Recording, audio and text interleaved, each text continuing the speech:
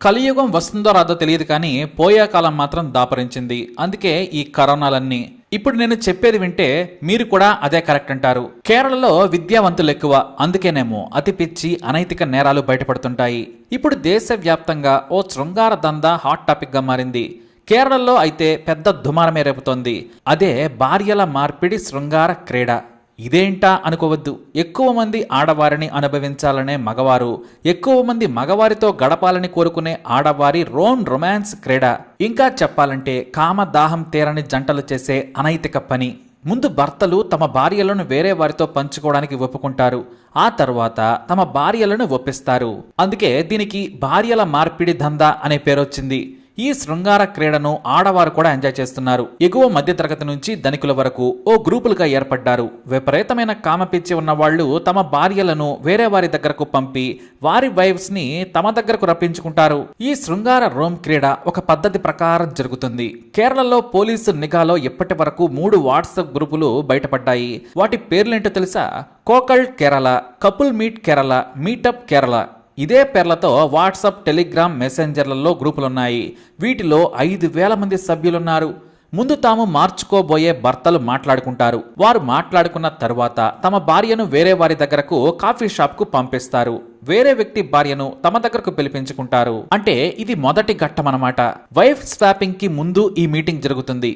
ఇందులో ఆయా భర్తలు తాము శృంగారం నెరపబోయే వ్యక్తితో గంట మాట్లాడుతారు. ఇష్టాలు, ఏం చేస్తారు, మీరెక్కడుంటారు, కలిస్తే మనం ఎక్కడ ఎంజాయ్ చేద్దామని మాట్లాడుకుంటారు. సదరు మహిళ లేదా పురుషుడికి నచ్చితేనే ఈ స్వాపింగ్ ఉంటుంది. ఎవరికి నచ్చకపోయినా సరే ఆ డీల్ క్యాన్సిల్ అవుతుందంతే. మినిమం గ్లామర్, మంచి మెయింటెనెన్స్ ఉన్న పురుషుల దగ్గరకు వెళ్ళడానికే ఆయా వ్యక్తుల భార్యలు ఎక్కువగా ఇష్టపడుతున్నారట. కొంతమంది బ్యూటిఫుల్ ఉమెన్తో శృంగారాన్ని ఎంజాయ్ చేయడానికి వేరే మహిళల భర్తలైతే ఏకంగా గోవా, మాల్దీవ్స్ లాంటి ప్రాంతాలకు తీసుకెళ్లి మరీ ఎంజాయ్ చేసి వస్తున్నారట.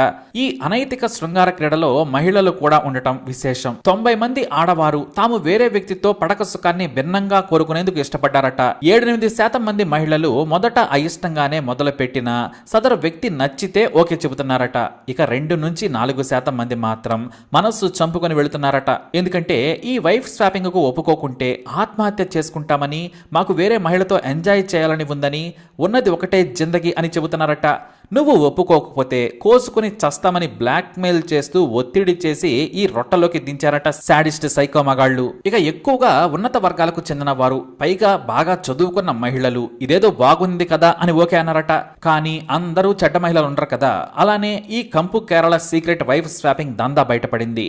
కేరళలోని కొట్టాయం జిల్లా పదనాడుకు చెందిన ఒక మహిళ జనవరి 8న పోలీస్ స్టేషన్ కు వెళ్ళింది. తన భర్త వేరే వ్యక్తితో గడపాలని పదే ఒత్తిడి చేస్తున్నాడని ఫిర్యాదు చేసింది. ఆమె మాటలు విన్న కొట్టాయం పోలీసులు ఆ మహిళకు మతిస్థిమితం తప్పిందా ఏంటి అనుకున్నారు. కానీ ఆమె చెప్పింది నిజమేనని ఆధారాలతో సహా చూపించేసరికి పోలీసులకు మతి పోయింది. షాక్ కొట్టినంత పనైంది. తన 32 ఏళ్ల భర్త పరాయి మగాడితో శృంగారం చేయమని ఒత్తిడి చేస్తున్నాడు. గత 2 ఏళ్ల నుంచి వేరే వ్యక్తితో గడపకుంటే ఆత్మహత్య చేసుకుంటానని బెదిరిస్తున్నాడని వాపోయింది. నాకు 2 పిల్లలున్నారు. వారి భవిష్యత్తు కోసం ఇప్పటికే 8 మంది వ్యక్తులు బలవంతంగా నాపై అత్యాచారం చేశారు.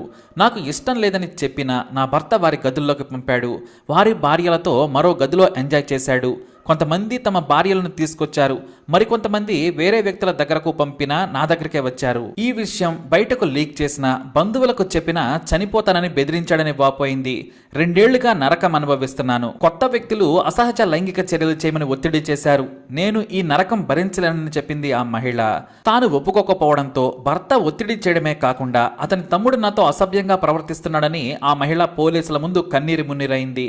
అతని భార్యను నా దగ్గరకు పంపాడు. తనను అతనితో గడపమని ఒత్తిడి చేయడంతో తట్టుకోలేక జీవితం ఏమైనా పర్వాలేదు, కానీ ఈ అనైతిక పనులు ఇక చేయలేనని వచ్చానని పోలీసుల ముందు చెప్పుకొచ్చింది. అంతేకాదు తన వాట్సాప్, టెలిగ్రామ్ లోని గ్రూపులు, వాటిలో చర్చలను పోలీసులకు చూపించడంతో కంగు తిన్నారు. ఇలాంటి చీకటి దందా చూసి మొదటిసారి పోలీసులు తలలు పట్టుకున్నారు. వీళ్లకు ఇదేం పోయే కాలం అంటూ ఆగ్రహం వ్యక్తం చేశారు. అంతేకాదు ఈ గ్రూపులపై సైబర్ సెల్ విచారణ జరపడంతో వీవీఐపీలు కూడా ఈ దందాలో ఉన్నారని తేలింది. రాజకీయ నాయకుల నుంచి వ్యాపారవేత్తలు, సినిమా వాళ్లు కూడా ఈ వైఫ్ స్వాపింగ్ శృంగార స్కామ్లో ఉన్నారని ఫోన్ నెంబర్ల ఆధారంగా గుర్తించారు. ఇక సదరు మహిళ భర్తతో పాటు ఆమెపై అత్యాచారం చేసిన 5 వ్యక్తులను పోలీసులు అదుపులోకి తీసుకున్నారు. ఈ విషయం తెలియగానే గ్రూప్ అడ్మిన్ డిలీట్ చేశారు. అంతకంటే ముందే కొంతమంది గ్రూపుల నుంచి వెళ్లిపోయారు. ఈ కేసులో మరిన్ని అరెస్టులు జరిగే ఛాన్స్ ఉంది.